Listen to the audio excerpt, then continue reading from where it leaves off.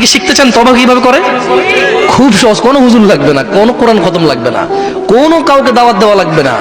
দিন হতে হবে জরুরি নয়, রাত হতে হবে জরুরি নয়, নামাজের সময় হতে হবে জরুরি নয়, জরুরি নয় ওযু থাকতে হবে।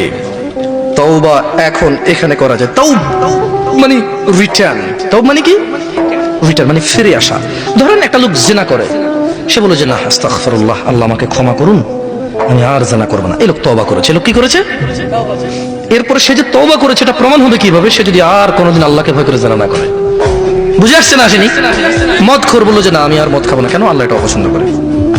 তো এটা কিভাবে মানে তওবা বলে গণ্য হবে? যখন সে আর এই কাজ করবে না, যখন সে আর এই কাজ।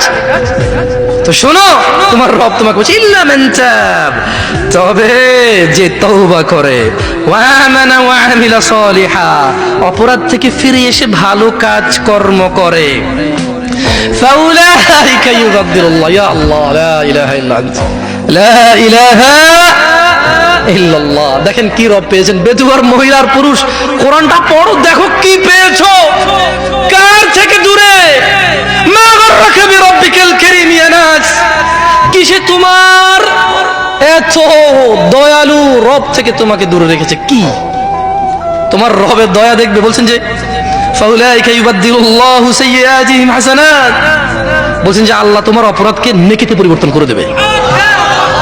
তোমার জিনা এটা নাকি নেকি হয়ে যাবে, তোমার মদ এটা নাকি নেকি হয়ে যাবে, তোমার অন্যায় অপরাধ এটা নাকি সওয়াব হয়ে যাবে।